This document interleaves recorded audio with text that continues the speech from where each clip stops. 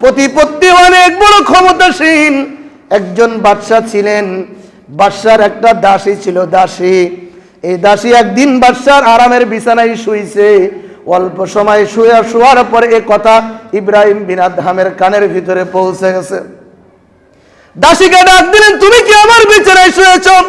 কয়, হ্যাঁ, আমি তোমার বিছানায়, আপনার বিছানায় শুয়েছি। কয়, আমার বিছানায় যদি শোও তাহলে আমার আইন আছে, তোমাকে 50টা বেতের আঘাত করা হবে। লম্বা চওড়া ঘটনা। দাসীকে বাঁধলেন, 50টা বেতের আঘাত করলেন। 50টা বেতের আঘাত করে দাসী হাউমাউ করে কান্না করে। যে সময় বেতের আঘাত শেষ হয়ে যায়, দাসী এই সময় আবার হাসি শুরু করে দেয়। বা দাসী এমন হাসে, দাসী কিছুক্ষণ পরে আবার কান্না শুরু করে দেয়। প্রথম অবস্থায় এখানে 3টা অবস্থা। প্রথম দাসী বেতের আঘাতকে প্রথম অবস্থায় কেঁদেছেন, দাসী দ্বিতীয় অবস্থায় আবার হেসেছে, দাসী তৃতীয় অবস্থায় আবারও কেঁদেছে। আল্লাহু আকবার বলেন। দাসী যে সময় হাসে, বাদশা বুঝতে পারলেন দাসী চাবুকের আঘাত সহ্য না করতে পেরে হয়তো বা কাঁদছে। কিছুক্ষণ পরে 50টা বেতের বাড়ি শেষ, এখন দাসী আবার হাসতেছে। 50টা বাড়ি বেতের আঘাত শেষ, দাসী আবারও কাঁদতেছে। বাদশা জিজ্ঞেস করলেন, দাসী রে, প্রথমবার কাঁদলা কেন? কয়, জন্য কেঁদেছি, চাবুকের আঘাত তো শরীরে নিয়ে আমার কোনো অভ্যাস নাই, এজন্য চাবুকের আঘাত পড়েছে, এজন্য এমনি একটু কেঁদে দিয়েছি। কয়, আবারও হাসলা কেন? কয়, বাদশা মহারাজ, 50টা বাড়ির আঘাত যে সময় শেষ হয়েছে এ সময় আমি হেসেছি, কারণ দুনিয়ার জমিনের বাদশার কথা অমান্য করার কারণে আপনি আমাকে শাস্তি দিয়েছেন। আর এই শাস্তি যদি না দিতেন, কিয়ামতে আল্লাহ আমাকে শাস্তি দিত। কারণ তুমি একজন প্রজা ছিলা, তোমার বাদশা তোমাকে নিষেধ করেছিলা, অমান্য কেন করেছিলা? এজন্য আল্লাহ পাক এই শাস্তি আমাকে দিতেন। যখন দুনিয়াতে শাস্তি হয়ে গেছে, আল্লাহর শাস্তি আমি মওকুফ হয়ে গেছি। বলেন সুবহানাল্লাহ। এজন্য আমি হেসেছি, কারণ দুনিয়া থেকে শাস্তি নেওয়া ভালো, পরকালে মালিকের শাস্তি তেমন ভালো না। কারণ মালিক যদি পাকড়াও করে, ওই শাস্তি থেকে কারোর বাঁচার কোনো উপায় নাই। কথা বলেন ঠিক কিনা? এজন্য মহারাজ, দুনিয়ার শাস্তি থেকে মাপ পেয়ে আখিরাতটা সুন্দর হয়েছে, এজন্য আমি হাসছি। বাদশা মহারাজ আবারও ডেকে ডেকে বলে, দাসী রে, তুমি আবারও কেন কান্না করছিলে একটু জানতে চাই। দাসী ডেকে ডেকে বলে, বাদশা, তৃতীয়বার কাঁদছি, এটা আমার কারণে না, এটা আপনার জন্য কাঁদছি। বলেন না আল্লাহু আকবার। আমি বাদশা, আমার জন্য কোনো চিন্তা পেরেশানি নাই, আমার জন্য পাগলা, তুমি কেন কান্না করো?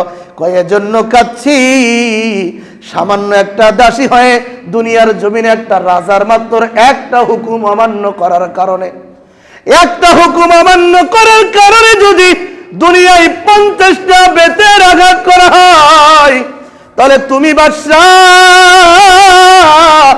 ইব্রাহিম বিন আদহাম আরামের বিছানা পাইয়া, ক্ষমতা পাইয়া, রাজত্ব পাইয়া, কত হাজার হাজার হাজার হাজার কোটি কোটি ওই রবের হুকুম অমান্য করো, এজন্য কাচ্ছি। এত হুকুম অমান্য করে কবরের ভিতরে কি পরিমাণ বেতের আঘাত তোমার উপরে চলবে, এই বেতের আঘাত তুমি কেমনে সইবা? এজন্য আমি দাসী আপনার জন্য কাচ্ছি। বলেন না আল্লাহু আকবার। বালকের বাদশা ইব্রাহিম বিন আদহাম চক্ষু খুলে গিয়েছে। রাজা সমস্ত প্রজাদেরকে রাজ দরবার থেকে বের করে দিয়েছেন। বের করে দিয়ে দাসীকেও বলছে তুমিও যাও। এমন তো অবস্থায় পেরেশানি মাথায় ঢুকে গিয়েছে। পেরেশানি নিয়ে বাদশা আরামের বিছানায় ঘুমাইতে যায়, কিন্তু ঘুম আর আসে না। চিন্তা করতে করতে এক পর্যায়ে বাদশার ঘুম চোখের মধ্যে এসে গেল। ঘুমের ভিতরে স্বপ্নে দেখে রাজ দরবারের ভিতরে একজন লোক এসে ঘুর ঘুর ঘুর ঘুর করে। কিছুক্ষণ পরে দেখা যায় এই ব্যক্তি বাদশার ওই ছাদের উপরে উঠতে চেষ্টা করে।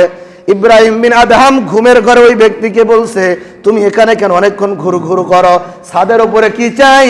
কয়, বাদশা জাহাবানা, ছাদের উপরে আমি আমার একটা ঘোড়া আছে, হারায় গেছে। কি ঘোড়া? আমার একটা ঘোড়া ছিল, ঘোড়াটা হারিয়ে গেছে, এই ঘোড়াটা খুঁজতে আপনার ছাদের উপরে আসছে। কয়, পাগল নাকি? ঘোড়া খুঁজতে ছাদের উপরে আসছে, যদি ছাগল হইতো বোঝা যাইতো না, এটা ভুলে আস্তে আস্তে সিঁড়ি বেয়ে ছাগলটা ছাদের উপরে উঠছে। বোকা নাকি তুমি যে তোমার উট আমার ছাদের উপরে আসছে, উট হারায় গেছে, উট খুঁজতে তুমি যাইবা মরুভূমিতে? কথা বলে ঠিক কিনা?